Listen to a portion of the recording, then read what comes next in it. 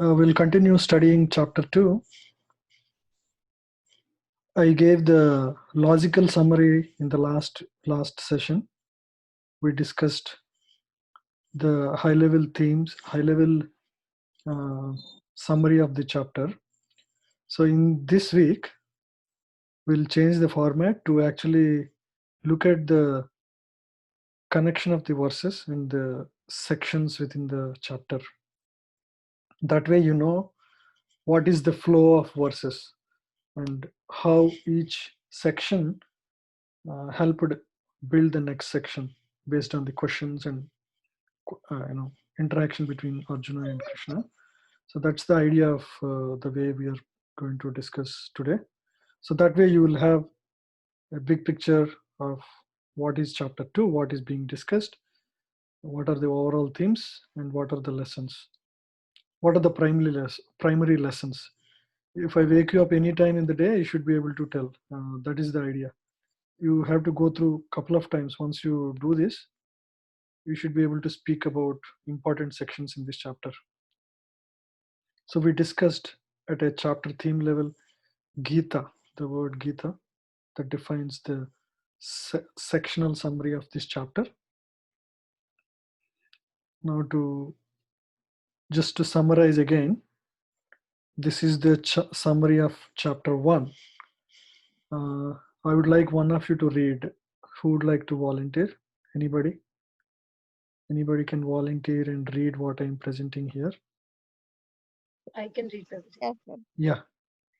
Chapter 1 summary.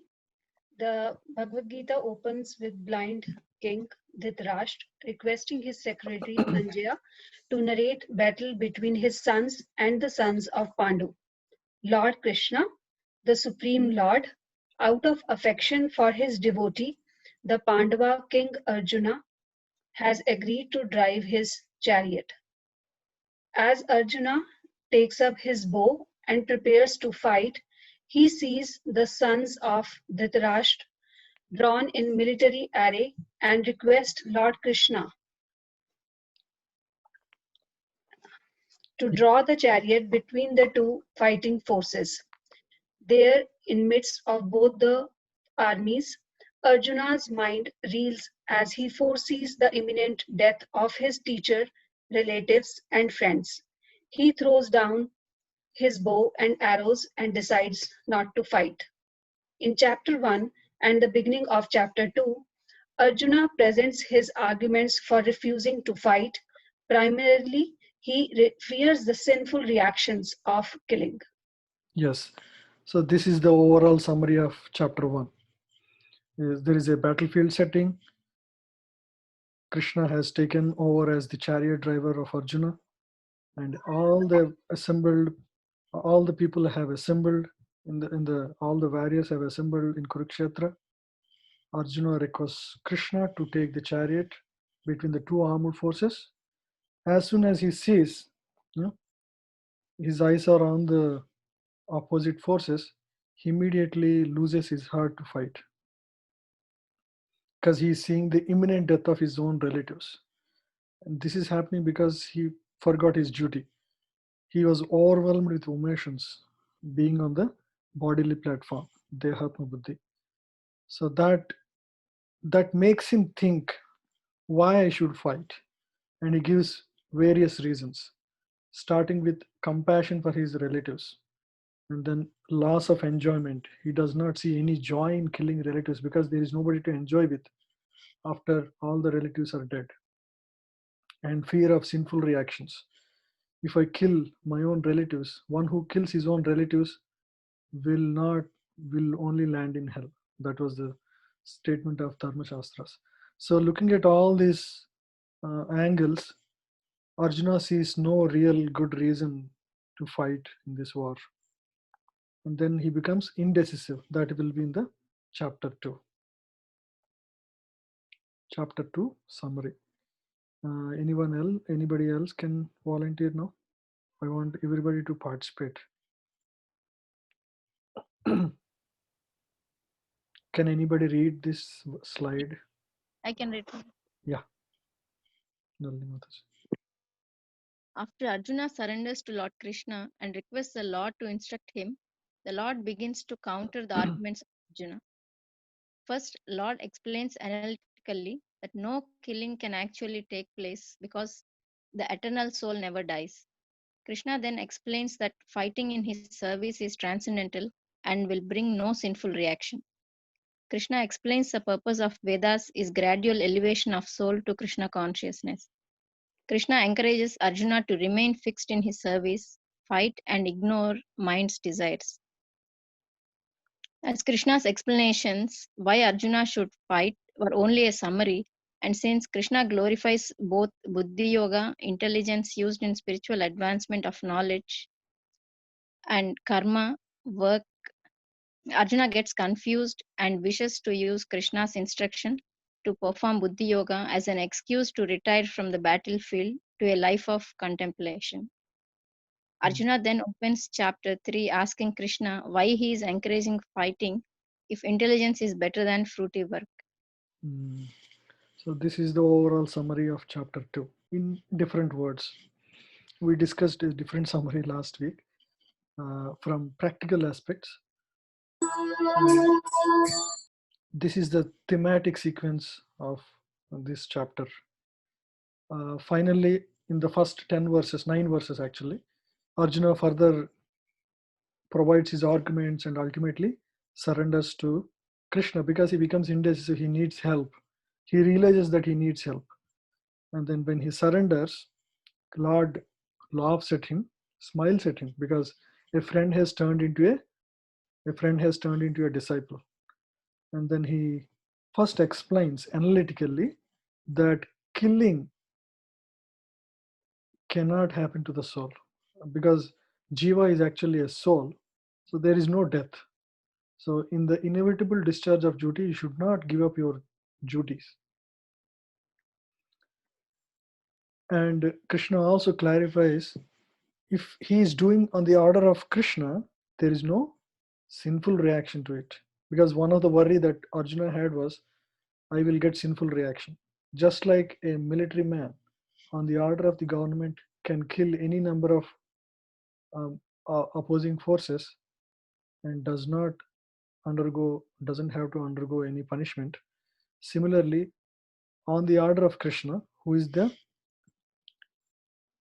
supreme lord of everything that exists, there will never be any sinful reaction if one fights on behalf of Krishna. So Krishna clarifies that. And then Krishna also clarifies the purpose of the Vedas, which is gradual elevation to Krishna consciousness. Mm. And encourages Arjuna to remain fixed in his service, which is to fight, and ignore his mind's ideas on why he should not fight. He has all these arguments based on bodily platform, which he says you should ignore. And then and Krishna also further gives an idea of Buddhi Yoga, or action in knowledge, and intelligence used in spiritual advancement of knowledge. And he also talks about Karma Yoga. Hearing both of these, Arjuna gets confused. This is the last section about Sthita Prajna. So after hearing the verses of Sthita Prajna, Arjuna thinks it may be a better idea to become a monk instead of a fighter. Hmm? So he wishes to use Krishna's own arguments about Buddhi Yoga as an excuse to retire from battlefield to a life of contemplation or meditation. And then towards the end, Arjuna wants to clarify this part, and so he asks, why is he encouraging him to fight if intelligence is better than fruity work? He thinks Buddhi Yoga means no fight, but actually Krishna clarifies it's not so in the third chapter. Working in knowledge is the right way to work. That's what he clarifies in the third chapter and fourth chapter also further, Karma Yoga. So if you look at the verses, these are the primary themes, verse by verse, section by section. First 9 verses focuses on Arjuna's surrender. by the end of 9th verse, Arjuna completely surrenders to Krishna's instructions. He wants guidance from Krishna. He is helpless. Krishna first begins with basic instructions because he understood the student is deficient in basic wisdom of spiritual knowledge. As soon as he recognizes, he has to start from the very fundamentals. That's why when we talk with some people, they argue, oh, God this, God that. They argue on so many things, and I will try to actually go back. Do you understand you are not this body, first of all? Because that's where the confusion is. They don't understand that fundamental concept, and whatever argument they build against God or religion is all irrelevant because they don't even understand who they are. And all the talk that we try to present at a higher level makes no sense because he is not on the basic platform, right? So this happens in preaching in what outsiders many times. First, I would just cut them and tell that, do you understand you're this, you're not this body. So Krishna also similarly provides uh, that basic instruction about the soul, because Arjuna's arguments have no real sense. So he wants to build the foundation from the beginning. So he gives the basic instructions. After that, Krishna restates and strengthens his own the same points, giving some more practical applications, practical understanding of the same verses from 10 to 13. He further clarifies in about 11 verses how the soul's characteristics exist. And suppose somebody doesn't believe in soul, okay, because uh, one has to believe to actually accept these principles. Just in case if somebody doesn't want to believe, because there are so many atheistic people also at the time. So Krishna argues, even if there is no soul, there is nothing to lose, because if it is all the body, then if you kill your relatives, it is just transformation of one form to another form of the same non-living body. So it doesn't really, there is nothing carried over as sinful reaction because there is no soul. So even for the sake of argument, Krishna says, even if there is no soul, there is nothing, there is no reason for you to give up fighting. And then another reason Arjuna states is, I will be miserable if I participate in this war, because uh, we are going to kill our relatives and there is no happiness after that, killing our relatives. So that is clarified by saying happiness actually comes by performing one's own duty. That is explained in about 8 verses, 31 to 38. After that, uh, how to you have to perform your duty to become happy, but how to perform such action? That is action without reaction. That is clarified up to verses 53, 4 verses. That clarifies you have to perform buddhi yoga. Buddhi means intelligence, means understand who you are and act. When you act with that understanding, there will be no reaction to your actions. So that is clarified in 39 to 43. And finally, symptoms of Arjuna wants to understand what are the symptoms of a person who is a sthita prajna, who is fixed up in knowledge about perfect knowledge. So Krishna clarifies in a lot of verses here, almost 20 verses, 18 verses, symptoms of one in buddhi yoga. And then finally, uh, after this, third chapter begins with a question from Arjuna: should I become a sthita prajna now? Should I give up my duty? And then Krishna further clarifies, no, we should act dutifully. So that is third chapter. So these are the 7 sections of chapter 2. Okay.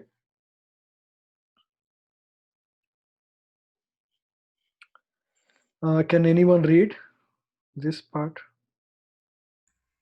I can read, Prabhu. Yeah, Narahari Prabhu.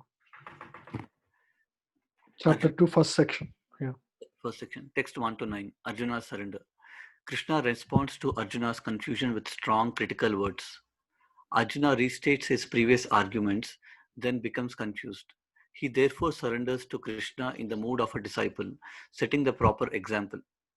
He then honestly expresses his mind to his spiritual master, saying, Govinda, I shall not fight. Mm. First, Krishna becomes a little bit upset with Arjuna's arguments, and he would put very mean words. Not mean, but it's the appropriate word according to the way Arjuna argued. Kotasta kastanamidam, anaryam. All these words are very, putting Arjuna in low position. How have such impurities have come upon you, Arjuna? Because this is not the thought process of a Aryan. Aryan means one who is advanced in knowledge. You are supposed to be like an Aryan, but the way you are thinking on this bodily platform, that's not becoming you. You are a Mahabahu, you should not be thinking like that. So Krishna responds that way with critical words in the first few verses. Even after hearing that, Arjuna tries to re-argue by, we don't know what is the right thing to do at this point. I am indecisive at this point. So that's what he states, that I'm completely confused. And then he surrenders. Verse 7 is the transition verse where Arjuna transitions to become a disciple from being a friend. And he honestly expresses that he needs help at this point and accepts Krishna or Govinda as his spiritual master and surrenders, saying, I cannot fight. So maybe what we can do, we can just read the translations. That way we can easily connect. I think reading verses will take time. Maybe quickly translations we can quickly read.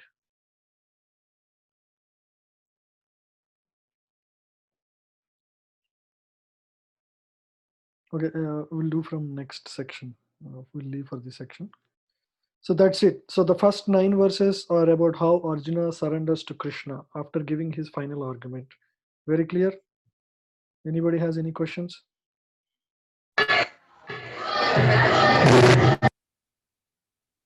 Anyone has any questions? If not, we'll move to the next section. So this is a very, very quick high-level overview. That way you always have the big picture, eagle eye view. That will give you fair confidence on what is there in this subject, right? Okay, let's move on to the second section.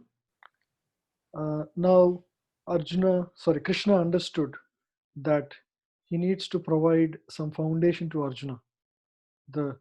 He cannot directly counter his questions, cannot answer them without giving the basic knowledge, right?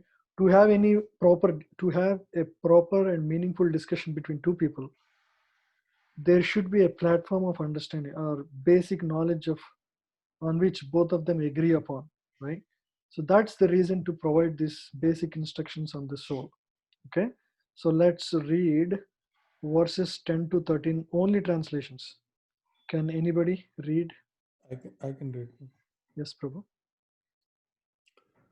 Text 10. O descendant of Bharata, at the time Krishna, smiling in the midst of armies, spoke the following words to a grief-stricken Arjuna. The Supreme Personality of Godhead, while speaking, Supreme Personality of Godhead said, while speaking learned words, you are mourning for what is not worthy of grief. Those who are wise lament neither for the living nor for the dead. Text 12. Never was there a time when I did not exist, nor you, nor all these kings, nor in the future shall any of us cease to be. Text 13. As the embodied soul continuously passes in this body from boyhood to youth to old age, the soul similarly passes into another body at death. A sober person is not bewildered by such a change. Yeah. So Lord Krishna gave a perfect understanding of the soul here. How a how a soul passes through bodies, transformation of bodies, and how a sober person who is a knowledgeable person is not bewildered by such change. And he also clarifies that you exist now, you existed in the past, you will exist in the future. I exist now, I existed in the past, I will continue to exist in the future. In the latter verses, he would clarify that Arjuna would question him, how do you say that uh, I existed in the past and you existed in the past, and you taught this wisdom to sun god Vivaswan. Hmm? Uh, and then there, Lord Krishna clarifies there is difference between you and me. I can remember all my lives. You cannot remember. So that will be clarified later, because I am the Lord, and there is a big difference between you and me. So let's read the summary as well. So now here Krishna gave basic instructions. After Arjuna's surrender, the next immediate section is Krishna's basic instruction on the soul. He clarified how the soul passes from one body to the another body, and a sober person is not grief stricken by such change. Prabhu, continue to read this. Shamkun Prabhu. Yes, Prabhu, sorry, I was unmuting. Hmm. A truly wise person does not mistake the body to be self. Hmm. The individual soul eternally exists and the body constantly changes. Therefore, one should not abandon his religious duties due to body attachments. Hmm. Due to bodily attachments, one should not give up his duties.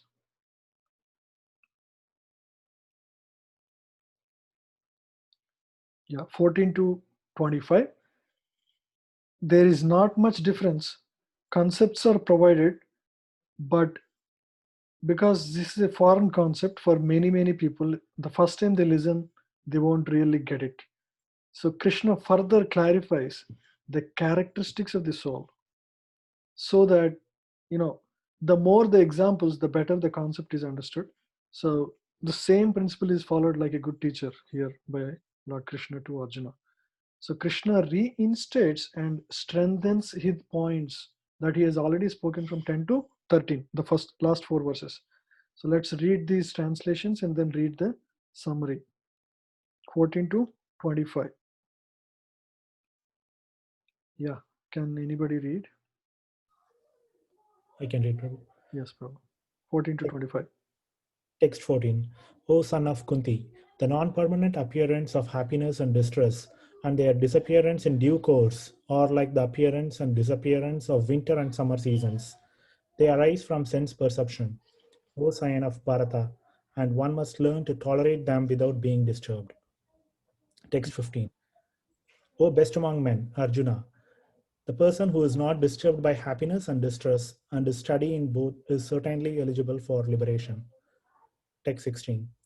Those who are seers of the truth have concluded that of the non existent, the material body, there is no endurance, and of the eternal, the soul, there is no change. Yeah, here, so these two verses are talking about a liberation. And again, Krishna comes back because one needs to understand that they are not this body and act on that platform. If one acts, he will get liberated. Here again, he comes to reaffirm the same point that he discussed between 10 and 13 and further also. Okay, go ahead, Prabhu. This they have concluded by studying the nature of both. Text 17. That which pervades the entire body you should know to be indestructible. No one is able to destroy that imperishable soul. Text 18. The material body of the indestructible, immeasurable, and eternal living entity is sure to come to an end. Therefore, fight, O descendant of Bharata. Text 19. Neither he who thinks the living entity, the slayer, nor he who thinks it slain is in knowledge, For the self slays not nor is slain. Text 20. For the soul there is neither birth nor death at any time. He has not come into being, does not come into being, and will not come into being.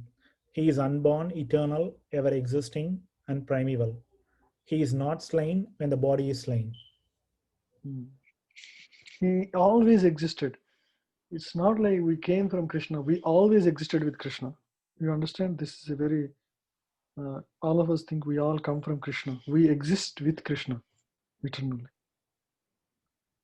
Text 21. O Partha, how can a person who knows that the soul is indestructible, eternal, unborn, and immutable kill anyone or cause anyone to kill? Text 22. As a person puts on new garments, giving up old ones, the soul similarly accepts new material bodies, giving up the old and useless ones. Just as much as a body is as much as a garment is. Text 23. The soul can never be cut to pieces by any weapon, nor burned by fire, nor moistened by water, nor withered by the wind. Some characteristics here further. Text 24. This individual soul is unbreakable and insoluble, and can be neither burned nor dried. He is everlasting, present everywhere, unchangeable, immovable, and eternally the same. Anybody clarify me what is present everywhere means? He is present as Paramatma in every being. It is talking about individual soul. No, the consciousness spread across the body, right? It is present. It is present in the whole body. And when it is not there, then it's just a dead matter, right? So I think that's what he means here, right? Prabhu, is it in the state of Atman, at the soul level, is present everywhere, because that's why Prabhupada gives the example that even on the sun planet, everywhere there are living entities. So the living entities are everywhere. Correct. Yeah. So because soul is not affected by matter, even there were some scientific researches where they found some kind of bacteria that exist even at a temperature of minus 370 degrees, freezing, the most freezing cold temperatures. Or even in fire they found some bacteria. There are what is it called? There is a name for it. So the soul can exist anywhere as long as so in the fire, the type of body that the jiva, that bacteria has, is a fireish material element. Fire is also a material element. Similarly in the cold. So like that, the soul can exist anywhere in any kind. It's independent of matter, and as long as that particular jiva's karma forces it to take birth in a specific material atmosphere, it can exist there. So soul can exist anywhere and everywhere. That's what it means, like Prabhuji was mentioning. Yeah. So it's unchangeable. It never changes. It cannot be moved. What is the meaning of immovable then?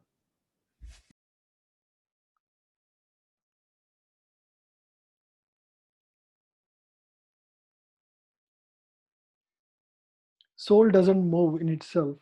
Only the desires of jiva move that. So that's how it is.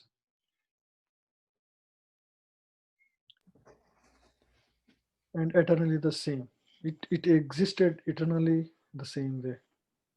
Okay, next. Last one. Yeah. It is said that the soul is invisible, inconceivable, and immutable. Knowing this, you should not grieve for the body. It's invisible, cannot be seen. Such a small, and it's not material, so it cannot be seen. It cannot be conceived because the instrument of conception is mind. Mind is material. Soul is beyond material, spiritual, so it cannot be conceivable by the mode. Immutable, only matter is mutable, so spirit is immutable. It's antimatter. read this, Prabhu.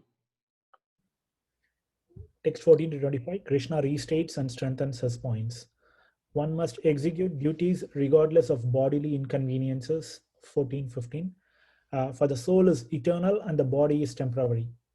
The soul cannot be killed and the body cannot be saved from death. Therefore, one should not turn away from the duty of war.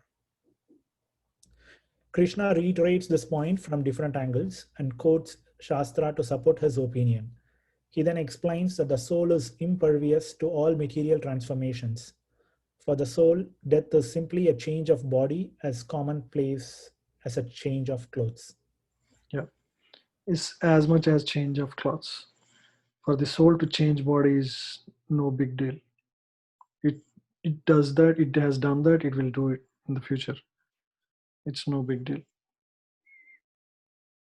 Yeah. Now, after giving all this argumentation, Krishna would counter his argument to not fight from the other side, where if suppose Arjuna does not believe in the existence of soul, is he allowed to not fight or fight?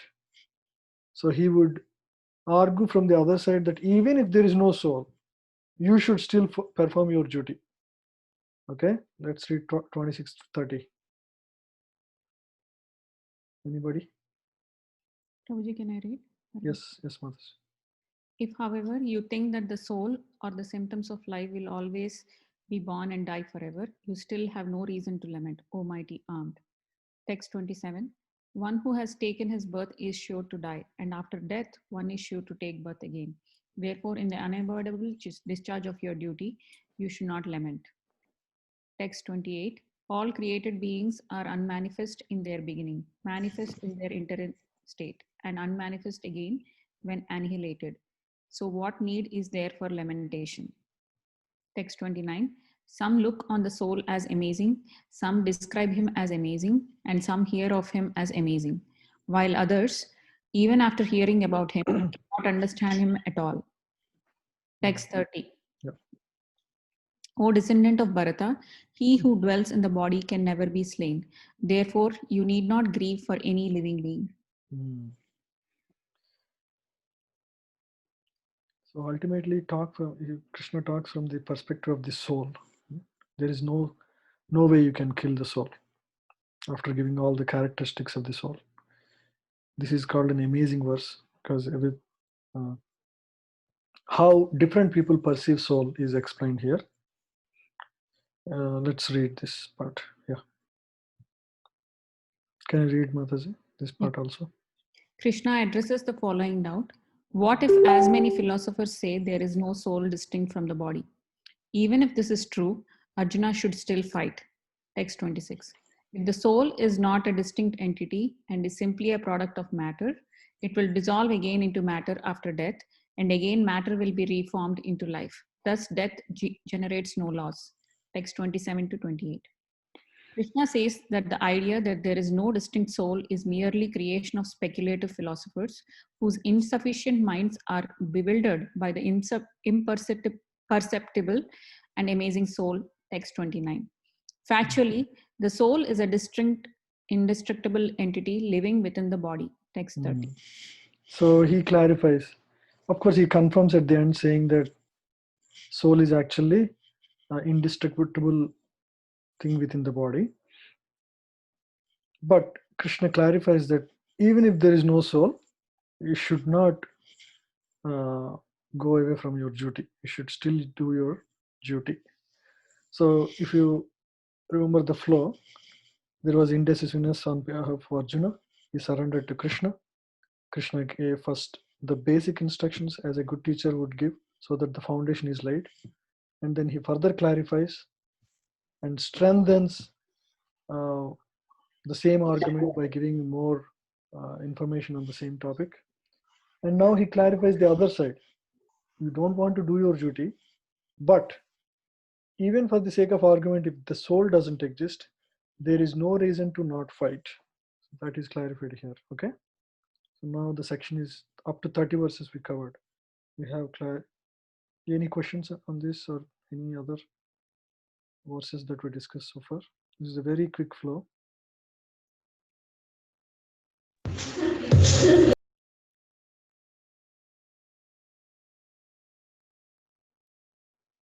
Okay, let's read 31 to 38. So now, after clarifying, Krishna says happiness actually comes from duty, because this is one of the argument of Arjuna, that by performing my duty of killing in this war, I am going to become miserable. There is no happiness. So Krishna would counter that argument by these verses from 31 to 38. You perform your duty, that's how you become happy.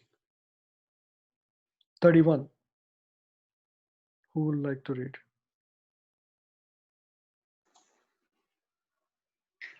I can read, Prabhu. Yeah, yes, Mataji. Considering your specific duty as Kshatriya, you should know that there is no better engagement for you than fighting on religious principles, and so there is no need for hesitation. O Partha, happy are the Kshatriyas to whom such fighting opportunities come unsought, opening for them the doors of heavenly planets. If, however, you do not perform your religious duty of fighting, then you will certainly incur sins for neglecting your duties and thus lose your reputation as a fighter. You see here, Krishna very clearly clarifies here. Don't fight your duty. That's how you will get sinful reactions. You will lose reputation as a fighter. Because somebody would say, oh, Arjuna, he ran away from fight. Nobody will say, oh, Arjuna became compassionate. He gave, out of love for his brothers and family, he gave up fighting. Nobody would consider like that. Everybody would scorn at him. And so he would lose reputation as a fighter if he gives up his duty. Yeah, Mataji. People will always speak of your infamy, and for a respectable person, dishonor is worse than death. The great generals who have highly esteemed your name and fame will think that you have left the battlefield out of fear only, and thus they will consider you insignificant. Yeah. Your enemies will describe you in many unkind words and scorn your ability. What could be more painful for you? O son of Kunti, either you will be killed on the battlefield and attain heavenly planets, or you will conquer and enjoy the earthly kingdom. Therefore, get up with determination and fight. This is from Karmakanda perspective.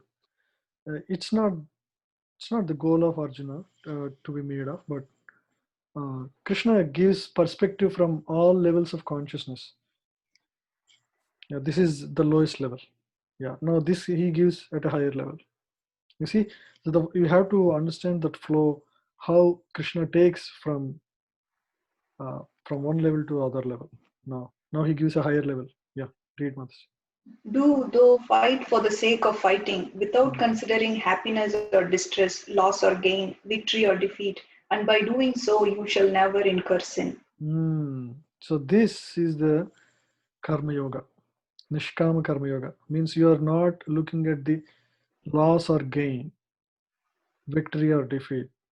I am a Kshatriya, I am in this war for protecting Dharma. No matter what, whether I die or live, it doesn't matter. I'm going to participate in this war and do my duty as a Kshatriya, as ordained by my Dharma. So in that way, he will not incur any sin. Okay, let's read the summary in 2 lines here, 31 to 38. All these verses I put in 2 lines so that if you just read this, you'll understand that it's like summary of summary. Yeah. Read this, Mataji. Arjuna argued that war would bring him unhappiness. Here Krishna shows that abandoning the war would bring him unhappiness by creating an infamous stain in Arjuna's Kshatriya reputation. Fighting in war, however, could only bring happiness, win or lose. If Arjuna loses, he goes to heavenly planets. If he wins, he enjoys the earthly kingdom. Krishna concludes by stating that Arjuna should not make his decision based upon material happiness. Rather, he should fight for the sake of duty and just become purified.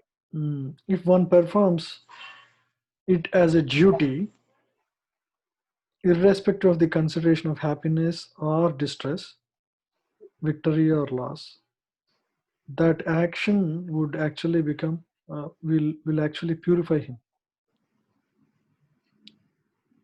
But on the other hand, he acts as a karma kanda. Oh, I'm going to win or I'm going to lose. If he loses, he'll go to heavenly planet. If he wins, he will get earthly kingdom. This karma kanda level.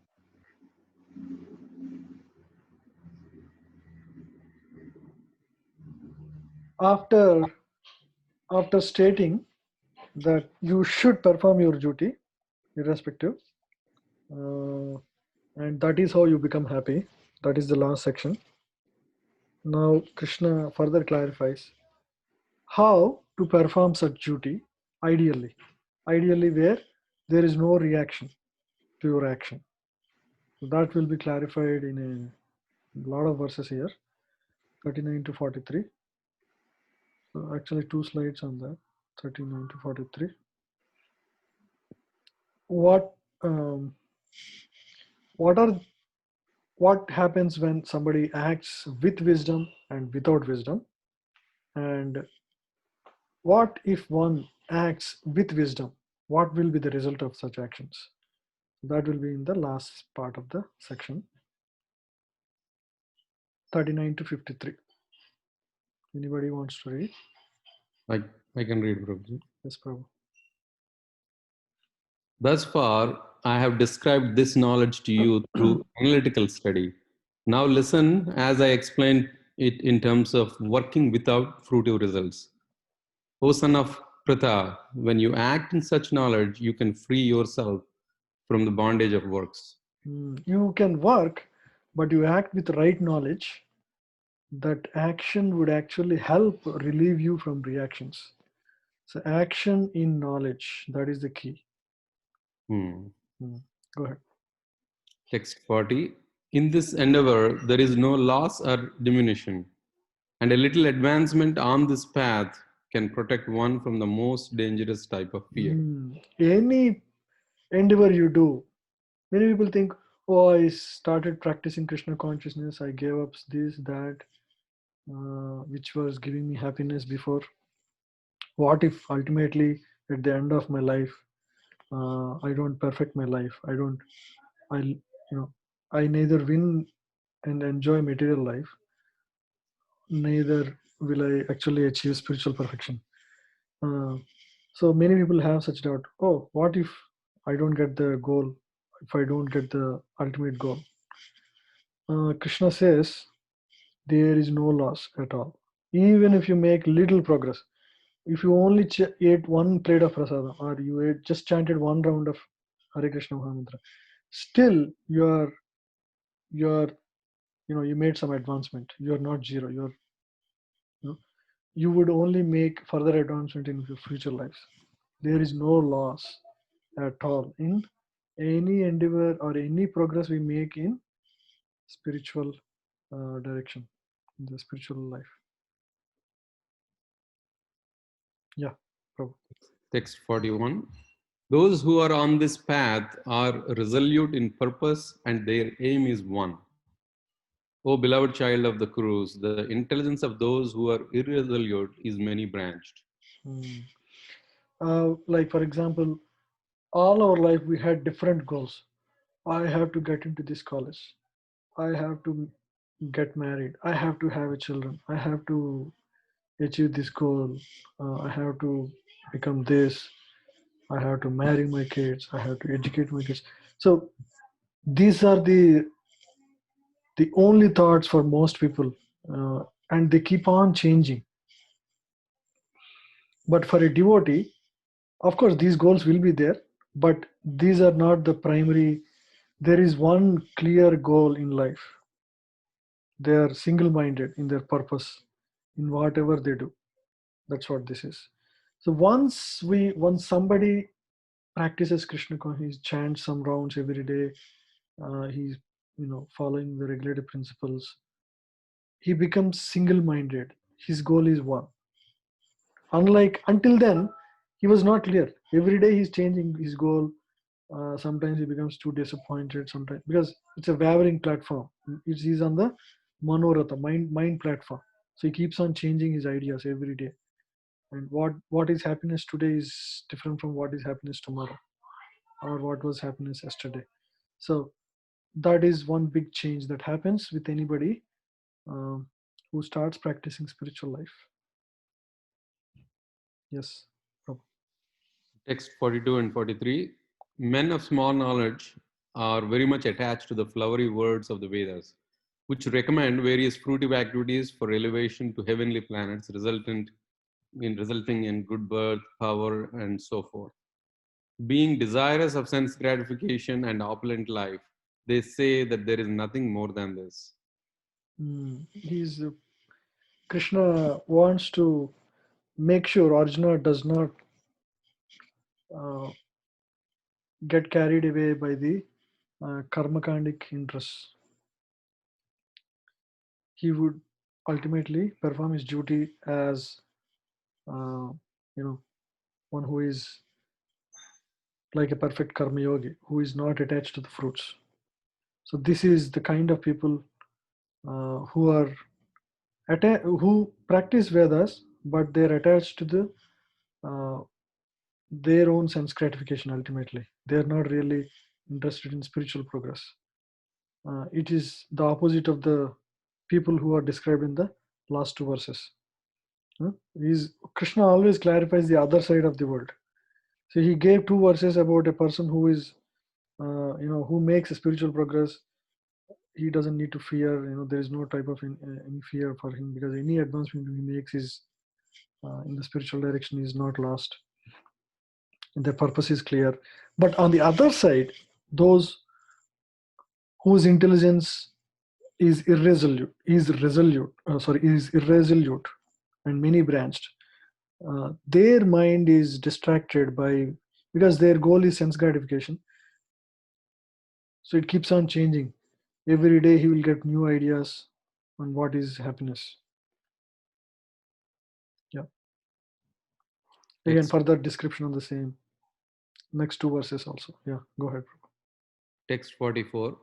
In the minds of those who are too attached to sense enjoyment and material opulence, and who are bewildered by such things, the resolute determination for devotional service to the Supreme Lord does not take place. It's a caution for everyone.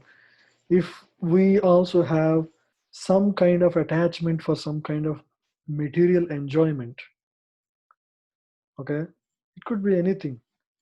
If that is our primary item in our consciousness, it's very difficult to get fixed determination in our devotional practice. So it's a caution for all of us, actually.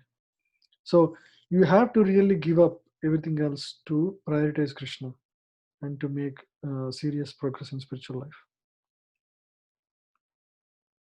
Text 45. The Vedas mainly deal with the subject of the three modes of the material nature. O Arjuna, become transcendental to these three modes. Be free from all dualities and all anxieties for gain and safety, and be established in the self.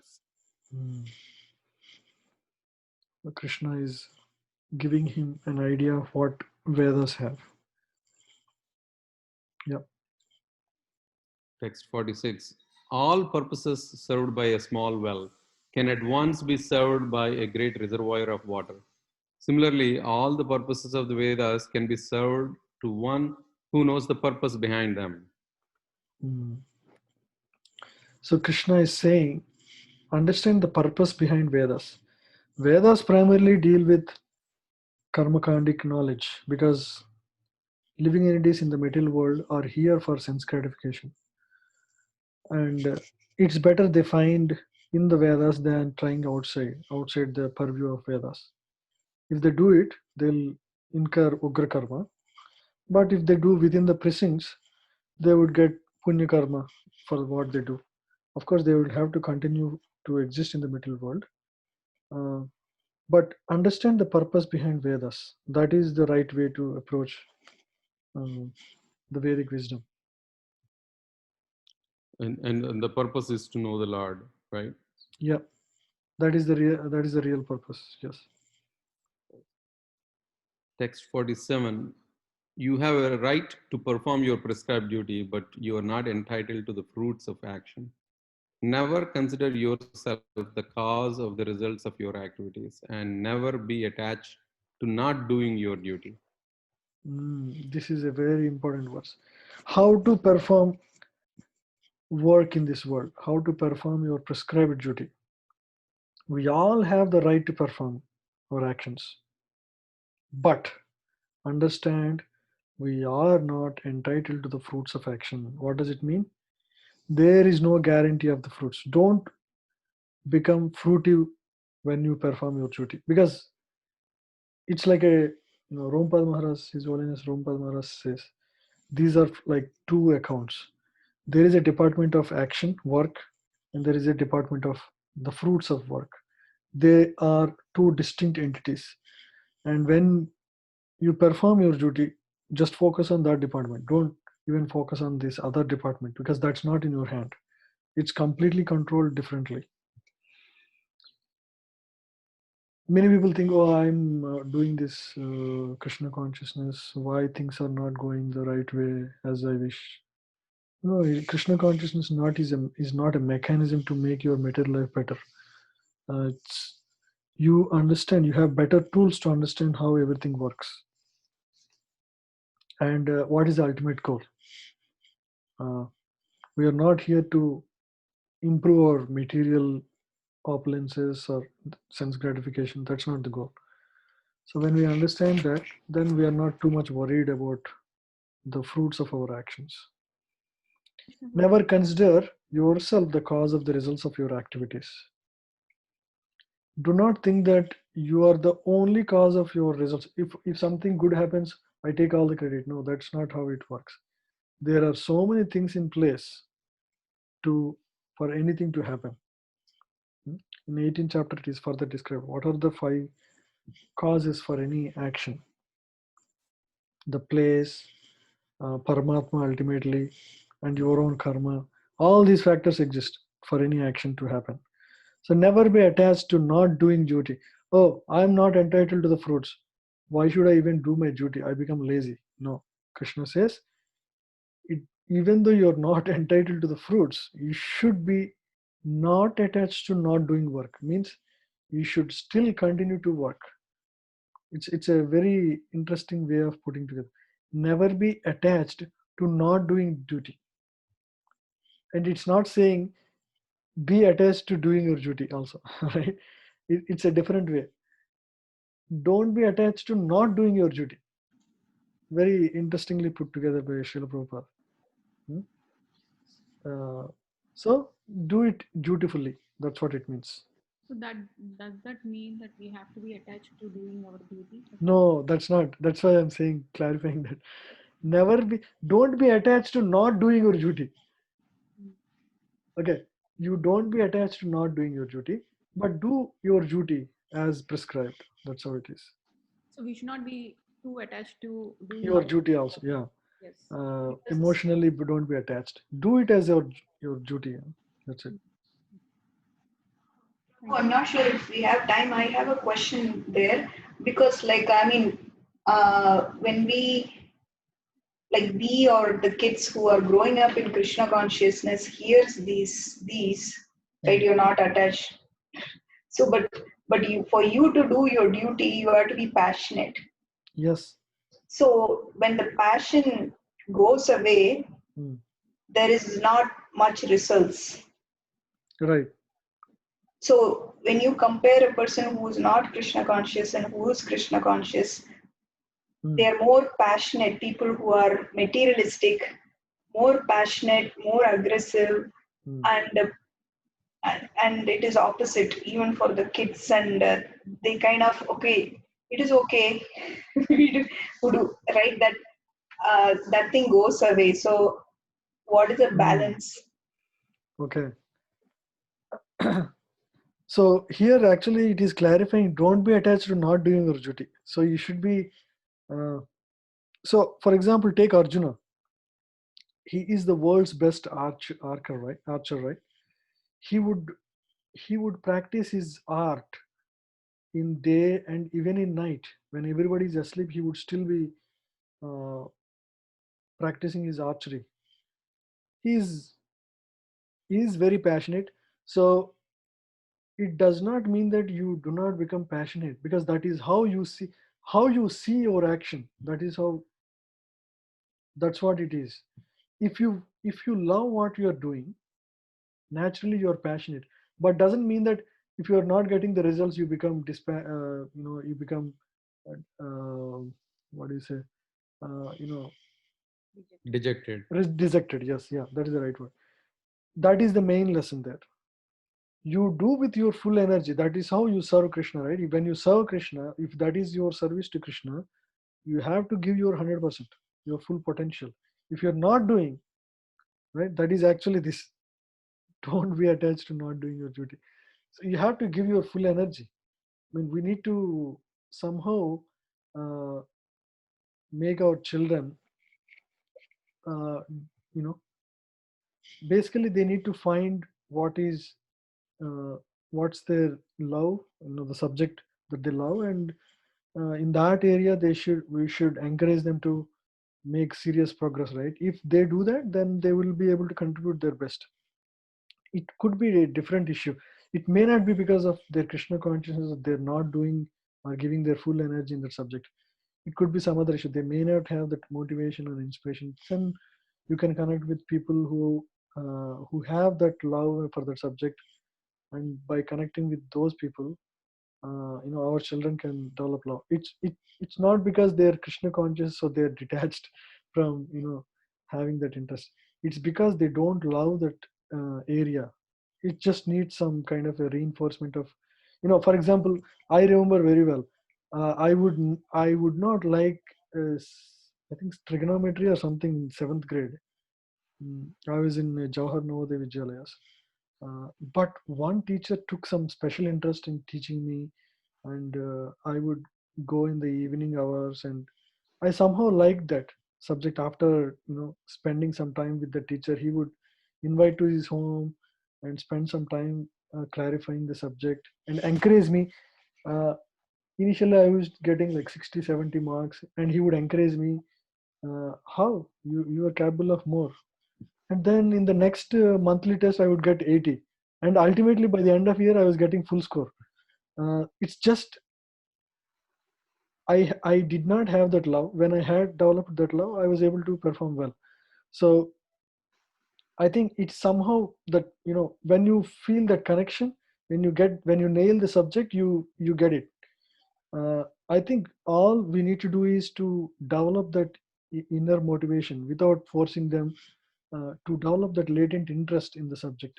And if we are able to do that, of course they would shine in whatever area they have passion for. So Krishna consciousness is not to suppress our passion. Actually, it is to give our full potential, but with detachment. Means when you are not getting the results, that's when Krishna consciousness helps you not to be deterred from your determination to continue in that area. You do with, understand what are the gaps, and you try to fill them and develop love, or see people who have that love for that subject, and develop that interest. I think we need to find what's the gap there, correctly actually.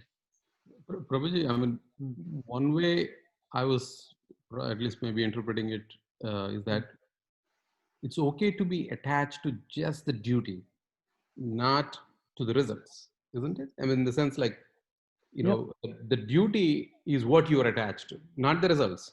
If we, as you said, if you separate those two departments, Yeah. I can be attached to the duty, and that is karma yoga. Actually, what you are saying is karma yoga. Karma yoga means you are, you still want to do your work. That's why it's called karma yoga.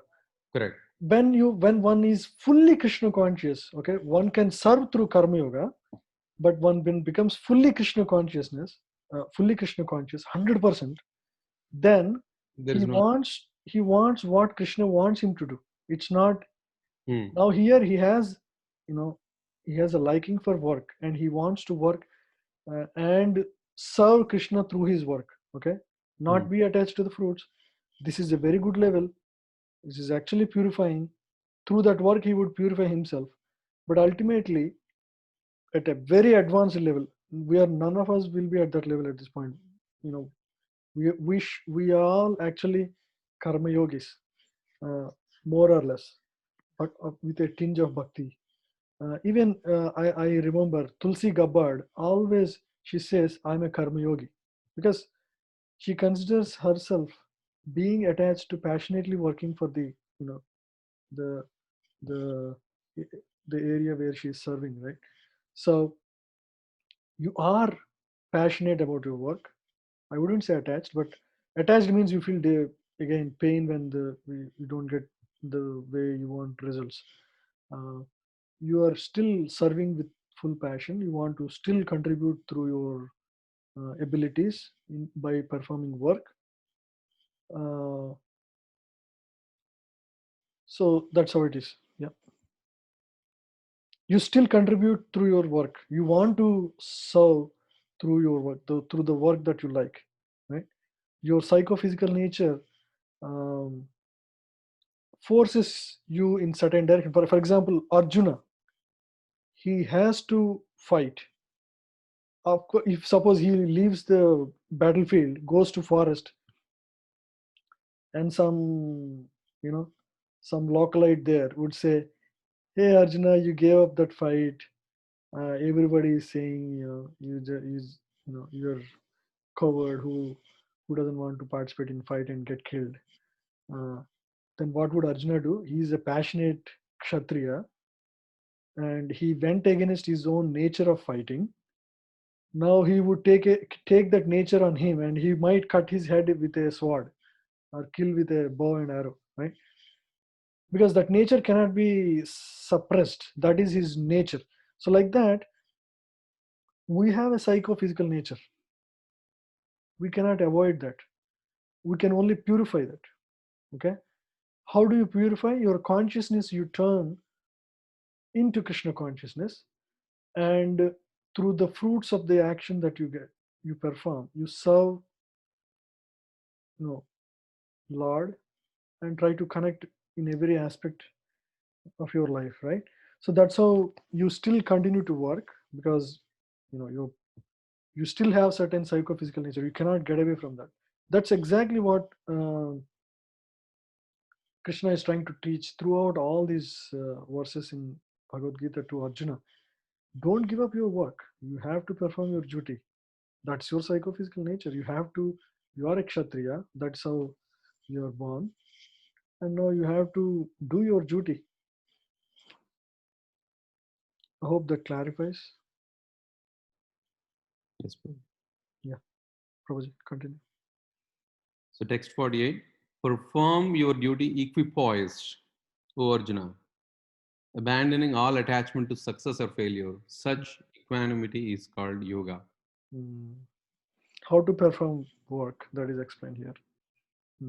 Text 49, O Dhananjaya, keep all abominable activities far distant by devotional service, and in that consciousness surrender unto the Lord.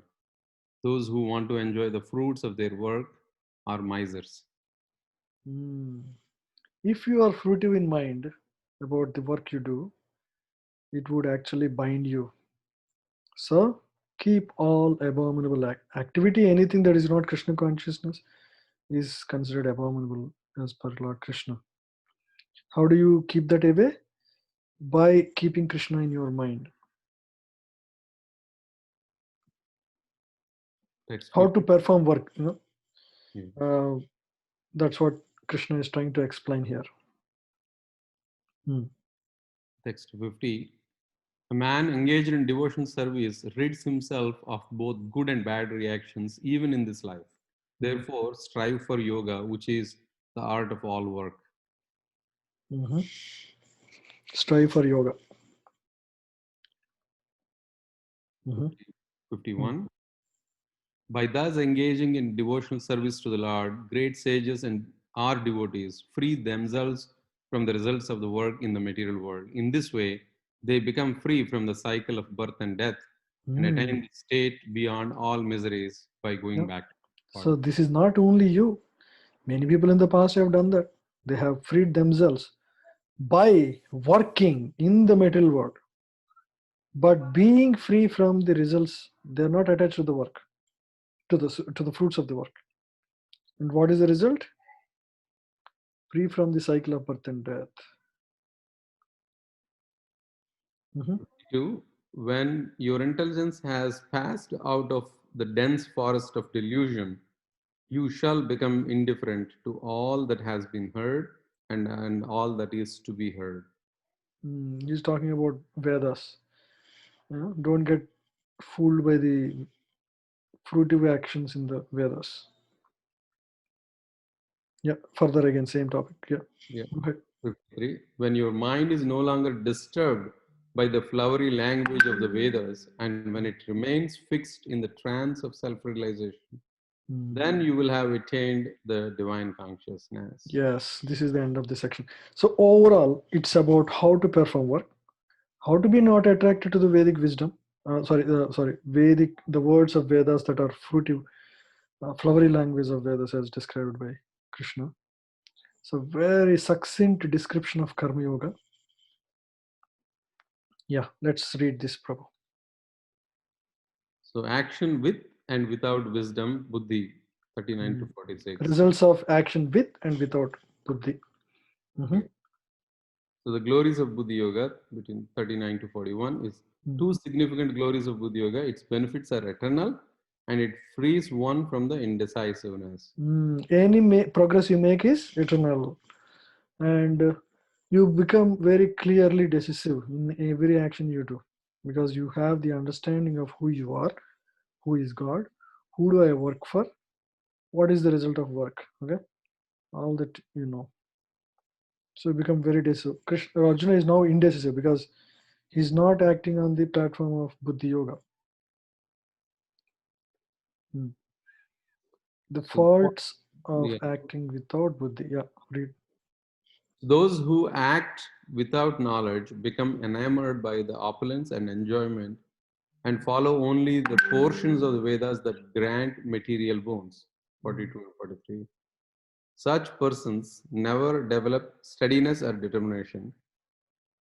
44. And therefore, one should raise above the materialistic portion of the Vedas by knowing that their purpose is to serve Krishna. 45 and 46. Read this also. The result of acting in Buddhi Yoga. Acting out of duty only without personal enjoyment is yoga. 47, 48. This yoga keeps all sinful reactions far away and purify previous sins, thereby granting liberation. However, to engage in such detached and dutiful activity, one must become disinterested in all hopes of sense gratification, typically promised in the Vedic Karma Kanda. Being thus fixed, one achieves samadhi. This is the conclusion of this section. If you act in Buddhi Yoga, you'll achieve samadhi, perfection. So overall, right? It's easy flow up to now. This is the last section. Now Arjuna asks, he tries to focus on the Buddhi Yoga part, and he wants to know more about it. So verses 54 to 72. Let's finish this. It should not take more than, I think it's last two slides, last section that we are going to read. Okay, anybody wants to read 54 to 72?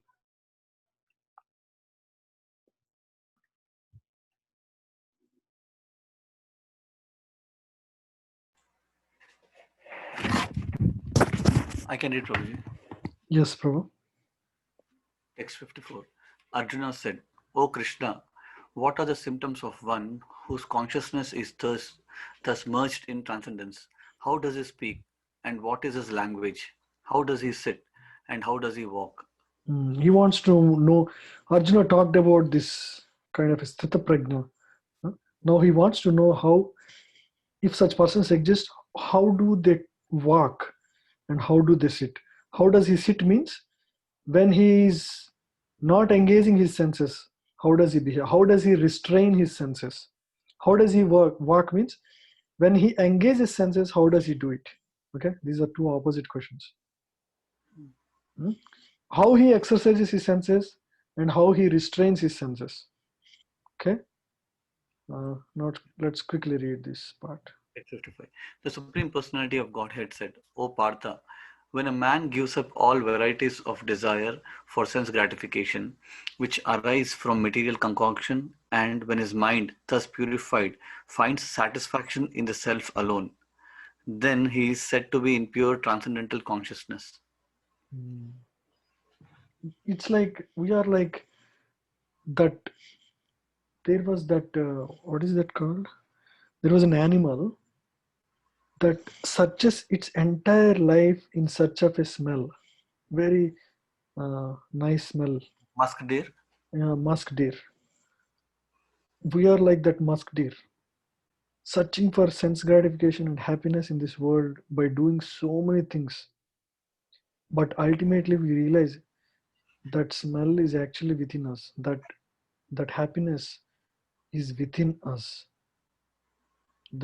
When we strengthen our soul, that's when we actually feel true happiness and satisfaction. Text 56. One who is not disturbed in mind even amidst the threefold miseries or elated when there is happiness, and who is free from attachment, fear and anger is called a sage of steady mind. 57. In the material world, one who is unaffected by whatever good or evil he may obtain, neither praising it nor despising it, is firmly fixed in perfect knowledge. Don't even despise it. Understand everything comes for a reason, by your karma or whatever. So always be fixed in perfect knowledge. 58. One who is able to withdraw his senses from sense objects, as the tortoise draws its limbs within the shell, is firmly fixed in perfect consciousness. A tortoise, as soon as it pushes its limbs within the shell, not even a crocodile can harm it. No, not an elephant can step on it, doesn't hurt it. But as soon as it opens and leaves it open, even as a small animal can eat it. So like that, if your senses are in full control, you have nothing to you have nothing that can overpower you in this world. 59. Though the embodied soul may be restricted from sense enjoyment, the taste for sense objects remains. But ceasing such engagements by experiencing a higher taste, he is fixed in consciousness. 60. The senses are so strong and impetuous, O Arjuna, that they forcibly carry away the mind even of a man of discrimination who is endeavoring to control them. 61. Power of senses. Now Krishna is actually describing what are the reasons that can disturb a jiva in this world. Senses are very strong. Yeah, go ahead. 61. One who restrains his senses, keeping them under full control, and fixes his consciousness upon me, is known as a man of steady intelligence. Sthita buddhi. 62. While contemplating the objects of the senses, a person develops attachment for them, and from such attachment, lust develops, and from lust, anger arises. How a jiva falls. So Krishna is giving the exact process in which we all fall. How conditioned soul keeps mutating within this material world from one form to the other form because it has its desires, and it all begins with contemplation on the objects of senses. So where do you stop this process easily? Stop contemplating. Yes, I mean you contemplate, but objects of senses. Yeah, when especially it is sense gratification, you should stop at the right point at the beginning itself. right? Yeah. Just like if a bug is found at the design stage, it's so much easier to fix, right? Even right now I have in my code there was a bug. It was such an easy thing if it was found in the early stages of design or before implementation. Now after implementation, to do backfill and fix that stupid bug, we had to spend a sprint, almost 2 weeks to fix that. So it's pain, as is more and more pain. The leg, it gets delayed. If it gets delayed, yep. 63. From anger, complete delusion arises, and from delusion, bewilderment of memory. When memory is bewildered, intelligence is lost, and when intelligence is lost, one falls down again into the material pool. This is the sequence: anger, delusion, bewilderment of memory. When you are angry and you get thoughts. Now we are seeing with President Trump. He's very angry, and his memory is bewildered. We don't know what all harm will happen in the next 2 months now. Intelligence is lost, and one continues to fall in the middle pool. 64. But a person free from all attachment and aversion and able to control his senses through regulative principles of freedom can obtain the complete mercy of the Lord. Prasadam adhigachati. 65. For one thus satisfied in Krishna consciousness, the threefold miseries of material existence exist no longer. In such satisfied consciousness, one's intelligence is soon well established. 66. One who is not connected with the Supreme in Krishna consciousness can have neither transcendental intelligence nor a steady mind, without which there is no possibility of peace. And how can there be any happiness without peace?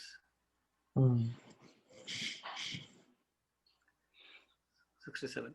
As a strong wind sweeps away a boat on the water, even one of the roaming senses on which the mind focuses can carry away a man's intelligence. Yep. Therefore, O mighty armed, one whose senses are restrained from their objects is certainly of steady intelligence. So the most important thing is to control your senses. That's exactly why we follow four regulative principles. That's exactly why we do all the do's and don'ts. Because that is to study, that will bring ultimately steady intelligence, fixed intelligence. So important to control the senses. 69. What is night for all beings is the time of awakening for the self-controlled, and the time of awakening for all beings is night for the introspective sage. 70. A person who is not disturbed by the incessant flow of desires that enter like rivers into the ocean, which is ever being filled but is always still, can alone achieve peace, and not the man who strives to satisfy such desires. Don't try to satisfy your desires continuously that keep coming. There is no end to desires, and there is no satisfaction at the end of it. You understand what is right desire. You should discriminate that and actually act only on Krishna conscious direction. 71. A person who has given up all desires for sense gratification, who lives free from desires, who has given up all sense of proprietorship and is devoid of false ego, he alone can attain real peace. Yeah. 72. That is the way of the spiritual and godly life, after attaining which a man is not bewildered. If one is thus situated even at the hour of death, one can enter into the kingdom of God.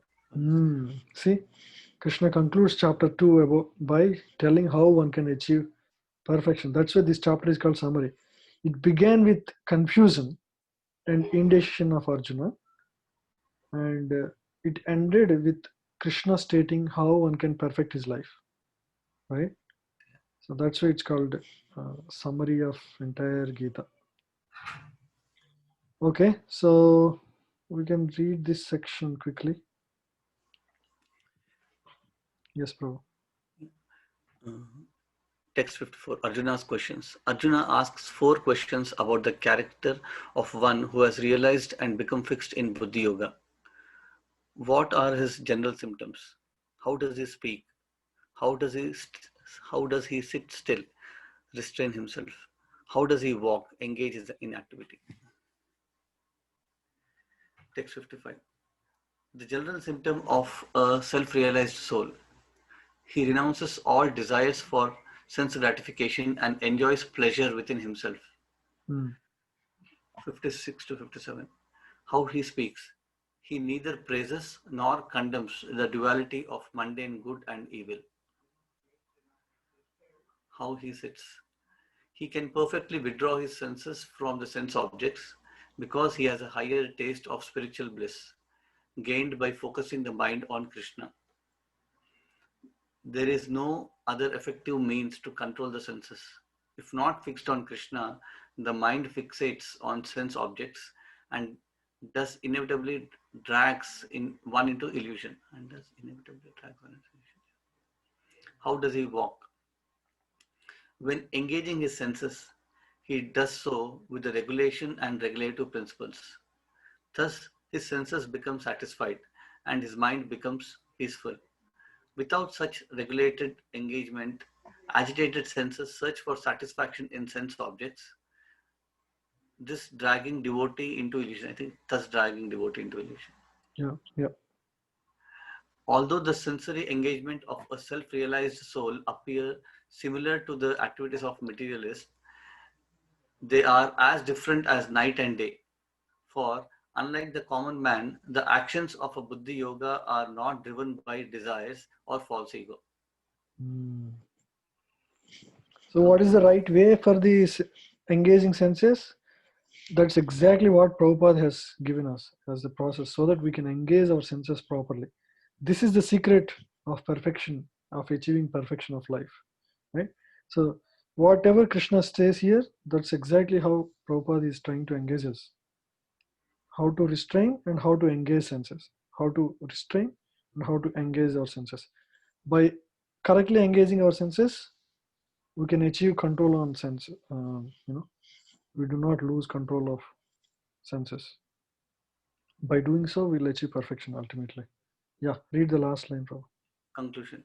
One thus situated enters the kingdom of God. Yeah, so easy in terms of overall process, right? So difficult to follow also, right? So that's it. Krishna's answers. That's how it ends. Chapter 2 ends. Quick summary. I made about 10 slides, I think. Chapter 2, 18 to 26. Actually, eight slides in which we covered all the important sections. Quick overview of chapter. I hope this kind of detail is enough. We are not looking for more. If you are looking, we can discuss that. But this is kind of a quick summary. Okay. Anybody else has any questions, or is this all okay? I'll share the. Very good, Prabhu. This is right level of details. Yeah, Prabhuji. I think more details also is good if you want to focus on certain area, but I think most people have very little time. This is the way they will appreciate if we can teach, I think. Yeah, it helps refresh all the things that we read. So it's Correct. Even it was refreshing for me. I was going through and putting these slides together.